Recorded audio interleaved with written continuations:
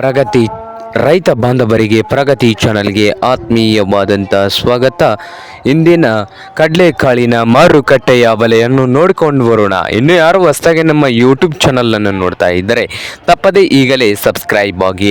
ನಾವು ಪ್ರತಿದಿನ ಮಾರುಕಟ್ಟೆಗಳ ಬೆಲೆಗಳ ಅಪ್ಡೇಟ್ಗಳನ್ನು ನೀಡ್ತಾ ಇರ್ತವೆ. ಚಾನಲನ್ನು ಈಗಲೇ ತಪ್ಪದೇ ಸಬ್ಸ್ಕ್ರೈಬ್ ಆಗಿ. ಇಂದು ಕಡಲೆಕಾಳಿನ ಅನೇಕ ಮಾರುಕಟ್ಟೆಯಲ್ಲಿ ಒಂದು ಕ್ವಿಂಟಲ್ಗೆ ಎಷ್ಟು ಬೆಲೆಯನ್ನು ಹೊಂದಿದೆ ಅಂತ ನೋಡ್ಕೊಂಬರೋಣ.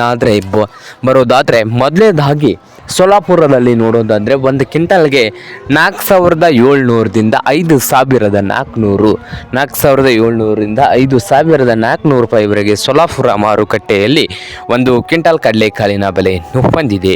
ಹಾಗೆ ಮತ್ತೊಂದು ಮಾರುಕಟ್ಟೆ ಆದಂಥ ಯಾವ ಮಾರುಕಟ್ಟೆ ಅಂದರೆ ನೋಡ್ಬೋದು ರೈತರೇ, ರಾಯಚೂರದಲ್ಲಿ ನೋಡೋದಾದರೆ 5,000ದಿಂದ 5,400 5,000ದಿಂದ 5,400 ರೂಪಾಯಿವರೆಗೆ ರಾಯಚೂರು ಮಾರುಕಟ್ಟೆಯಲ್ಲಿ ಒಂದು ಕ್ವಿಂಟಲ್ ಕಡಲೆಕಾಳಿನ ಬೆಲೆಯನ್ನು ಹೊಂದಿದೆ.